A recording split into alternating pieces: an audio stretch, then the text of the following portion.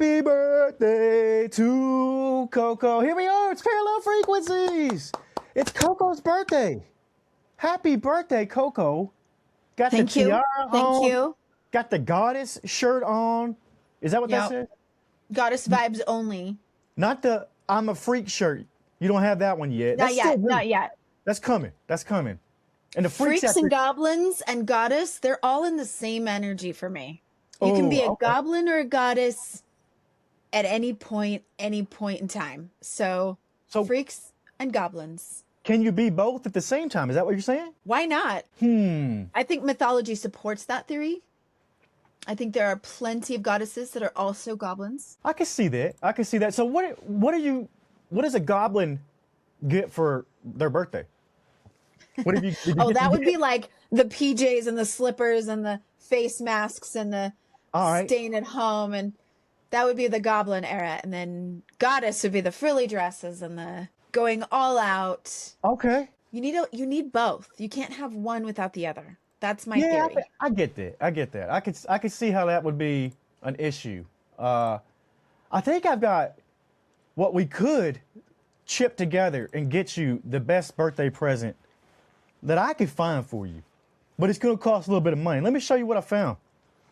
Okay. And see what you think, because the rhino, the butt birth rhino from Ace Ventura When Nature Calls is up for auction, okay? Would you be interested? There it is. Would you be interested in this? It's $4,000 to $8,000 is what they're saying, but I'm seeing it all now. Having my rebirthday party, and this would be my grand entrance into the moment, right? The dance floor or whatever. They bring out the rhino, and then here comes Courtney, just out into the world. Here I am. No, I'm all for this. I just don't have $8,000, but I think the freaks could probably, if the freaks bought enough I'm a freak shirts, we could probably get this butt rhino. Yeah. And do we have a buy me a coffee button? Because if we don't, we need one. We got one of those. If you can't afford a rhino and you want to just treat me to a coffee, I will take that. We do. Ridethewave.media. That's our big main website. That's the umbrella. You can find everything under, and there's a little buy me a coffee in the bottom left corner, I believe. Yeah, and then we'll give you a shout out, right? If you buy me a coffee, I'll shout you out on the show. Why not? If they buy us this butt rhino from Ace Ventura, we'll do more than that. We're going to have the rebirth of Coco. What else could we want? Then we have to plan a whole event. We got to get everybody out. Astrology wise, I'm a Pisces, right? This is my birthday. Yeah. But I'm also a Leo, my moon sign.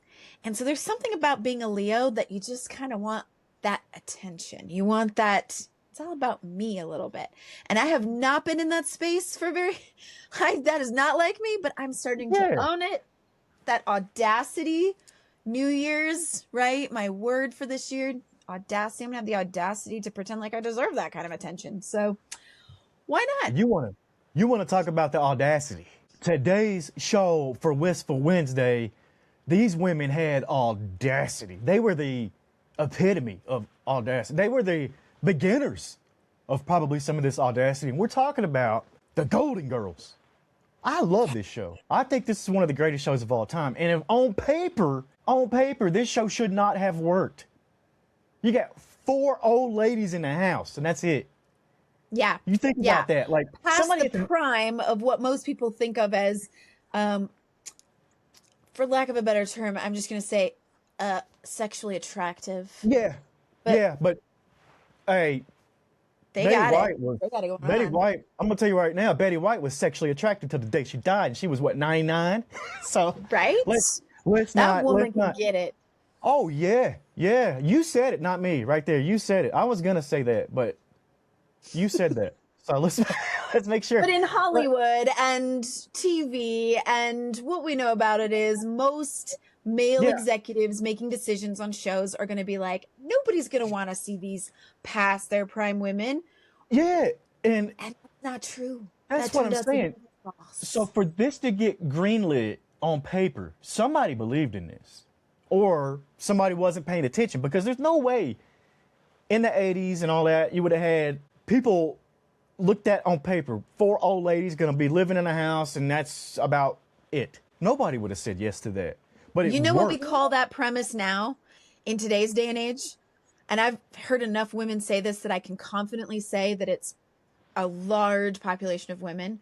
The premise of the show is now called goals. That's it right there.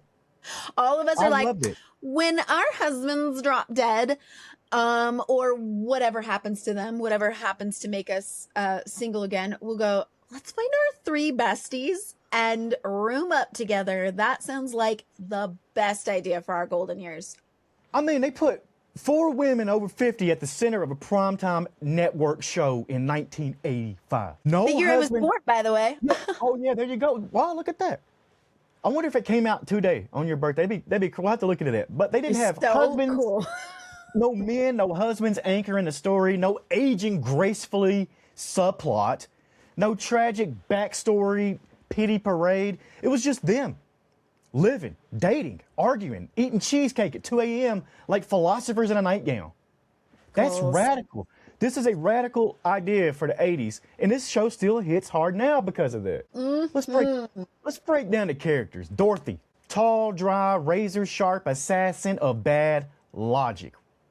Blanche, a walking perfume ad for desire, confidence, and southern audacity. There's that word for you. Love it. Rose, sweet, yeah, but don't let that St. Olaf energy fool you. She was emotionally intuitive in ways that caught everybody off guard. Honestly, yeah, that's about the best way to put it for her. And then you had Sophia, the Sicilian sniper. One-liners like switchblades. This woman was Twitter before Twitter was around. Think about it. She was giving out the zingers and stuff like that. These women, though, they weren't archetypes. They were fully dimensional humans. And that's the frequency I want to tune into right now today. What did you think about these characters, these women that we just got to see live? My favorite was getting to do the rewatch, getting to go back and watch. I mean, I've seen this show. I can't even count how many times. In fact, I have a personal story about this show being one of my favorites. It's always been in the background my whole life, obviously. Started in 1985. I was born in 1985, so I'm very familiar with this show. But when I was pregnant with my twins and I had to remain in the hospital for 2 months, I didn't have a lot of options. Now, it wasn't on total bed rest. I could get up and walk around, which was nice, but had to stay at the hospital for 2 months before they were born. And Golden Girls was one of my shows. I've already talked about Naked and Afraid. That was one that I spent every night watching before bed. But Golden Girls was always on. Just happened to be on the TV. One of the best things about being in the hospital is they got the TV, and that show would come on every night. And it was like my fall asleep show. I swear, subconsciously, my twins, who are now 7, turning 8, when the theme song comes on, I swear they react. I swear they're like, wait, that sounds familiar. I remember some version of that in sort of a muffled tone somewhere in my past. But singing the theme song is our family fun thing. But yeah, how do you think that a show like this, everybody kind of likes to do the which character are you? How much do you think it influenced shows like Sex and the City, which you get 4 women again, best friends, and living their lives together? Golden Girls paved the way for women sitcoms, women television shows, women-led movies. Let's not steer away from that and acknowledge it. These 4 women right here were pioneers for anybody that really came after them, and I don't think you'd find anybody on the All's Fair cast or any of these other women-led shows that would say, oh, none of those 4 women, no, they didn't influence me at all. Yeah. These women influenced men. It's not just like they influenced other women, but they showed that you could rise above all of this in a time when, like I said, it wouldn't have really been, it'd have been looked down upon. I mean, honestly, it would have. And that's just being straight up blunt about it. I gotta tell you, I'm just imagining it being pitched in an office full of executives and them being like, you're going to put who on television? And the plot is what? Yeah. But it was nice that B. Arthur and my gosh, I'm totally Rue blanking on her name. McClanahan, Blanche. Betty Yes, White. they came from their shows previous to this, Yeah, Maud Estelle and Getty. That's right. and then they Estelle were Getty. flowing into this role and into this show with probably some audience, some people that recognize B. Arthur as a comedian, and she's hilarious. Oh my gosh, she's in a movie. What was that movie that she played like a Roman? Was it Life of Brian or Monty Python? I'm trying to pull it out of my own head without Google, so apologies if I get it wrong. But there was this scene where she was playing this Roman woman in a window, and she killed it. She was a small part in the movie. And you just see how absolutely funny she is, that quick wit. And I always thought, because she was made fun of a lot, Blanche and Sophia like to team up and tease about how she's alone every Saturday night. And as a kid, you're looking at her and saying, wow, she's really tall. Maybe she's too tall to get dates. I don't know. You're trying to figure that out. Yeah. As a young girl looking at this woman, looking at it now from my perspective as an adult woman, I'm going, she is the most amazing character probably in there. Most interesting. Her wardrobe, she wore these like business attire dresses. Yeah. What? I would love to know where to buy those dresses for me. I'm at my age now. I think I'm like business style, giant collars. I could do without the shoulder pads, but still, the style was on point. I loved it. Dorothy's got it going on. Shoulder pads have kind of went out. They've kind of gone now. You don't see too many of that. Too many shoulder pads and things anymore. I was actually going to talk about that on our episode yesterday, All's Fair, when we talked about women, in a business role, being lawyers, and you think back to like the movie Working Girl, and a lot of what you see on Golden Girls is that in order for a woman to step into a executive position or what was previously men's work, whatever you want to call that, they felt like they had to be more masculine in order to fit in. So they brought in the shoulder pads to look a little bit more masculine, or a little bit more like, I want to be taken seriously. And I was really glad to see that the women in All's Fair didn't necessarily play into that role. They didn't feel like they had to be, although there's plenty of competitiveness going on in that show. They didn't feel like they had to step into just, this is a man's world, so I got to behave as a man. They definitely were like, no, we're going to do this our way. It's a feminine way of doing things. So that's where shoulder pads kind of come into that play a little bit. I like that. You making that up, or you actually? No, you actually looked at. You researched that? Okay. Yeah. Okay. I can't pull that. I can't pull that resource out at this moment in time, but I've actually seen them talk about the invention of the shoulder pads. Yeah. Let's talk about this though, because we grew up being told that youth is the currency, but the Golden Girls said wisdom is the real flex. Experience is the flex. Surviving heartbreak and still showing up to brunch, that's the flex. How many shows today give older women actual interior lives, not as grandmas in the background or comic relief, but as the protagonist with desire, regret, ambition, grief, insecurity, lust? Because they had it all right here. This show, they weren't afraid of the age. It wasn't afraid of making menopause jokes. It wasn't afraid of conversation about AIDS, racism, immigration. And this was all in the 80s on NBC with a laugh track. That's what's wild to me. This show, Golden Girls, was so much more than what they gave it on the looking at it from a big view and from inside. But what do you think about that?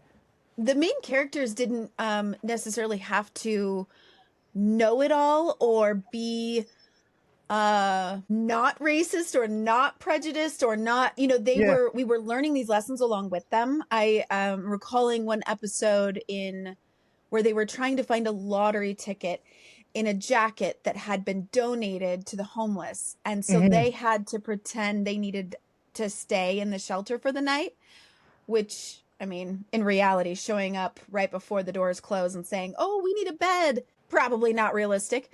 But they got to spend a night, on cots in this shelter and kind of face some of their own prejudices against the homeless, or, You know, Sophia saw one of her friends from Shady Pines in the shelter and said, "What are you doing here?" And she says, "The money dried up. There was no one left. And I'm here because I have nowhere else to go." Yeah. And Rose got to speak with a man who was also from St. Olaf, but he said, you know, "I was laid off, and who wants to hire a 55-year-old, you know, hotel porter?" And Yeah. so I had nowhere to go, so I made my way to Miami because at least it's warmer here if I have to be outside or if I have to be homeless or unhoused. In the show, it was still being used as homeless was the word they were using. We don't use Yeah. that term Yeah. currently, but it gave everybody a chance to look face to face with these people, and instead of thinking of them as oh, those people that we do charity events for and we get the money and we hope they get their lives together, now they're spending the night with them. They're Yeah. in cots with them. And it was a really powerful episode because by the end they find their lottery ticket that was $10,000, and I teared up a little bit as they handed the ticket over to the pastor running the shelter and said, "Here you Yeah. go." Yeah. So sweet. Lots of powerful moments like that. This show was deep. It Mm-hmm. really was deep. It wasn't, you know, all romance or a love story. It was Or friendship. quick wit. Really. Yeah, or quick. It was more about the friendship and the chosen family that we have and how we interact with those people and how they live.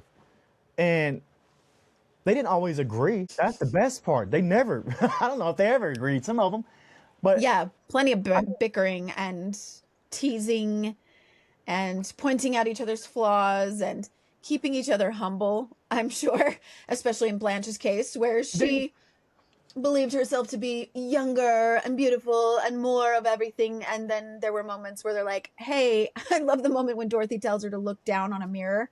yeah, And she's like, "Have you ever looked down at a mirror?" And she's like, "What are you talking about? I don't know what that means." And then she does, and she goes, "Do that." Why would you do that to yourself? but let's talk about Blanche for a second because she was revolutionary on here. She was unapologetically sexual. She dated younger men. She had standards, though. It wasn't like she was, you know, a floozy or whatever you want to call it. I think she does probably get called that at some point, but not by Times, me. I'm sure. Not by us. Yeah, but that was kind of rare because she had insecurities too. And even now, even in 2026, that's what year we're in now, which, what is that, 40 years ago, the Golden Girls came out? That's crazy. 41. Even in 2026, how many female characters are allowed to want desire without being framed as tragic or reckless or a slut? Let's just be honest. Yeah. But that's honest. Like, how many? Can you name anybody out there? Not. Maybe our freaks will come up with somebody that's on TV or in the movies who gets away with all this, but isn't necessarily framed in a negative light because you don't have to be. She was just living her life. She was just being Blanche. And then you got Dorothy. She's every person who's ever been told they're too much, too Yeah. tall, too smart, too sarcastic. But she also had boundaries. And that's power. She wasn't shrinking to fit anyone's comfort. That's power to me. Yeah. Yeah. To show up authentically, just I'm allowed to be here. I'm allowed to take up space, and I don't have to be anything that anybody expects me to be. There's plenty Yeah. of times where she's cut down and she's tried to be made to feel less than, and usually by her own mother. So Yeah. Yeah. that hits close to home for a lot of people because they're like, "Oh, I know what it's like to be ragged on and not feel like enough," with my own mother for sure. Yeah. But then to have also this total understanding of the love, that everything is done in love, and that I don't have to let those cutting comments bother me if I'm secure in myself. And I can see the person giving those comments to me as just a way of showing love, if I would Yeah. like to choose to see it that way. Yeah. Yeah. You got Rose over here. She was the naive one. The heart. She believed in people. She forgave. She processed pain slowly and honestly. You ever notice that the strongest people in your life are sometimes the softest? Kind of like a rose? Yeah. Kind of shows you, like, for her, strength doesn't always roar like a freaking lion. Doesn't have to. Because she's a lioness. Let's be real. She's a lioness. but she doesn't have to be Yes. loud. Sophia, though, oh my God, that elder energy, the I've survived war, loss, immigration, and your nonsense kind of vibe. That's what she gives across the entire show. I don't even think she was the oldest cast member. Weren't the other ones actually Yeah, older I'm than? pretty sure she was the youngest. Yeah. Still get if I remember my facts right. She, yeah, to be so cuttingly honest Yeah. is something I aspire to be okay with. Like, and I think to myself, well, maybe when I'm that age, I won't care as much and I'll be able to say whatever I think. And it'll be more in the entertainment of myself than in the purpose of making my point across to someone else. Because I Yeah. always felt like Sophia wasn't saying what she was saying to change anyone else's mind or to make them listen to her No. or to make herself more important to them. She literally lived like she was just there to have the best time she could have Yep. and enjoy herself. I would love that kind of She energy. she said the things that nobody else would. That's what she was doing. That's what she was on the show, saying the stuff that nobody else would. Let's zoom out though, because why does this show still resonate now? Aging is universal. Loneliness is universal. Reinventing yourself after divorce, death, or disappointment, that's universal. But they didn't treat any of this stuff like a tragedy. They just treated it like it was like the next chapter of their life. Like it wasn't ever really doom and gloom. You know what I mean? Like they went through some rough shit, but it wasn't Yeah. ever. Sure, they had their moments, but it wasn't the drag you down type. So what is it? Is it those things because they are universal? They transcend time. Am I right? I think so. I mean, even like you said, the topics that they brought up, it kind of shows that every new generation coming into their golden years has to be willing to be wrong, Yeah. to look at the world a little bit differently. I mean, if let's say you've gone that long in your life, having never met or had a conversation with a gay person, but to be presented with the opportunity to Hmm. say, oh, that's all right. Yeah, you get to do you, and I'm okay with that. I watched the episode with Rose gets told that lesbian is falling in love with her. A friend of Dorothy's has come to visit, Hmm. and she's a lesbian. She wasn't really open about it. She wasn't sure she wanted to tell everybody she was a lesbian, but she got really close with Rose and had the opportunity to say, I think I'm kind of more fond of you than just friendship. And Rose had the opportunity to look at that and decide, what does she want? How does she want to respond to that? And say, Yeah. I'm really flattered. And if I was attracted to women, I would be really, really flattered and honored to be in a relationship with someone like you. Unfortunately, I'm not. So just, can we be friends? And left it at that. And it was an amazing Yeah. opportunity. So I hope it's a timeless show because each new generation who comes into their golden years can look at it and say, oh, I still have a lot of life left to live. I'm not dead. I Yeah. can love, I can lose, I can try again. I can do things for the very first time. Dorothy steps on a stage and tries comedy for the first time because it was a bucket list thing she'd always wanted to do. Yeah. And it's never too late. So live your life and also be willing and open to learning and challenging your previously held beliefs if need be. Yeah. There's a scene where they're sitting around the kitchen table at night, cheesecake in hand, talking about fear, and it feels like therapy. But without the Instagram quotes, just honesty. It's real. But that's what I Yeah. loved about this show. It trusted the audience. It didn't dumb down the complex conversations. Really, the jokes and stuff that Sophia and everybody else was doing carried the truth in it instead of avoiding it. And that was something that was strong. Here's something personal for you. I've been in a room with legends, might be a little older. Youth is currency. I've seen that. I've been in Hollywood, let's just say. But there's something grounded about a show like this that says your value doesn't expire because they got older or they're retired. That's the frequency right there. Your Yeah. value does not expire, no matter what. No. If you feel I think it overlooked right now, escalates. yeah. If you I had a conversation with a woman who is one of my mentors. She's a little bit older than I am. I won't say how old, leave that up to her, but she was told, and she does a lot of the same work that I do in the healing world, energy healing and that. And she was saying that someone actually told her, what are you still doing this for? Why are you doing this? You need to retire. You need to be done. Women your age shouldn't be doing this. And I said, that is so completely the opposite of what I believe, because I believe that, especially the type of work that we do, it's for the older women. It's for the women who've lived, who've lost, who've had grief, who've been through it, who've been wounded, and have learned from that and are ready to bring that kind of healing and light to the world in whatever way that they can.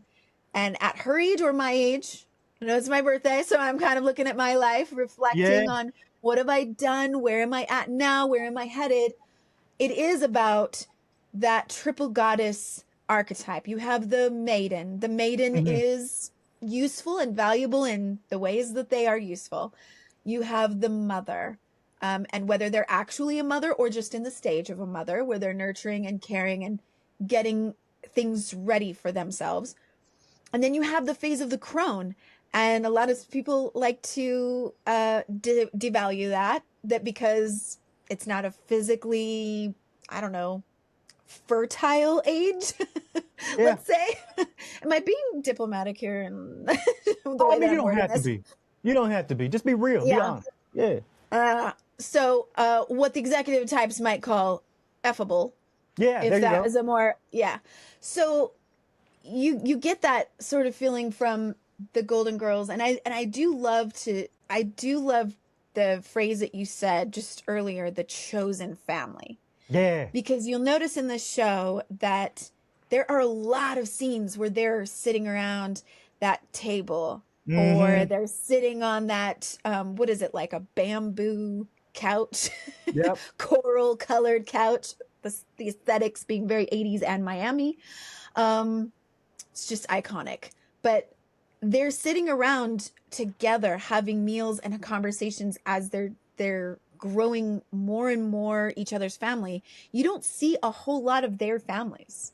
I mean, they've got children and they've got ex-spouses, and you would think that at that age they'd be gathering their own family and their own kids a lot more.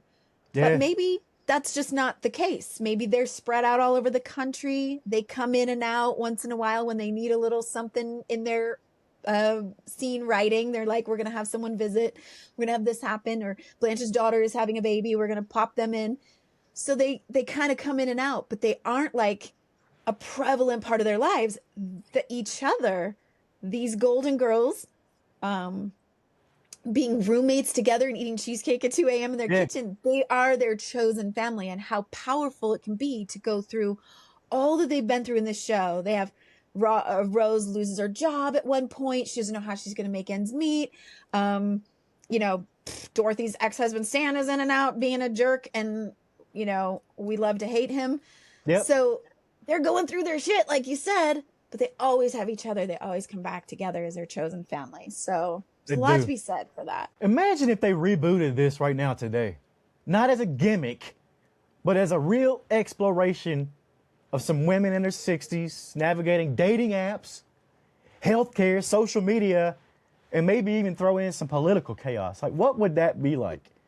I'd watch it. Yeah. I think we need that. Actually, we might need that show. It kind of reminds me of Leanne, the new show that the comedian Leanne she's doing. She's kind of in her Golden Girl age. Her kids are grown up. Her husband has decided to divorce her after all that time, and so she's got to try to figure things out. So you got to think that that's probably an inspired show. But I'd love to see a remake of the Golden Girls, maybe a little darker, maybe not quite so sitcom. I'd love to see the humor. I'd love to keep the humor in there, but just something with a little more to it. We've got shows like It's Always Sunny in Philadelphia that are dark but funny, but don't have the laugh track. Maybe it's something similar to that style. Maybe we could see. Maybe. I like that. I like that idea. But who would you? We're not going to answer this right now. But freaks out there, how about that? Yeah. Who would you I would need some more this? time. I want to know what people think. Freaks, I want to know who would you cast? And even if it was like not in the same characters, but reinventing, new characters, or, what would the dynamic look like if you had 4 individuals you would choose to be the Golden Girls? I would love to hear your ideas. Yeah, I wanted to know what those are. I wanted to know what those are. That's it, though, for this episode of Parallel Frequencies with Just Blane and the birthday girl, Coco. I thought we were going to get you out here early today for your birthday, but I think we went longer than normal. So even better. What's going on for the birthday party tonight? Anything? What time am I supposed to be there? Usually on my birthday, we're all too busy doing our regular stuff, whatever it is our daily lives has. But you know what I love to do on my birthday, no matter what? I always wear a tiara all day. I love that. I just celebrate myself. And I love to go to the toy store and buy my inner child a toy that I would love. Like, I'm an adult with money now, right? Oh. But I could buy whatever toy I want for my birthday. It's my favorite thing to do. When are you going? Are you going to the toy store today then? What are you going to get? I have no idea. I'll decide when I get there. But it's just that feeling like when you were a kid, if you had been told as a kid that you were brought into a toy store and said, pick something out, that just brings me so much joy. All right. Relive it all over again. There it is, freaks. There's your tease for tomorrow. Coco's going to bring her toy, whatever she gets. We're going to see what that is. Yeah. And it will be Trailer Park Thursday, which means I'll break out the cowboy hat. We'll get the podcast trailers rocking. We'll talk about Joe Bob a little bit tomorrow, too, because I got some concerns about Joe Bob. So I'm going to have to bring those up on the show. Yeah, okay. Yeah.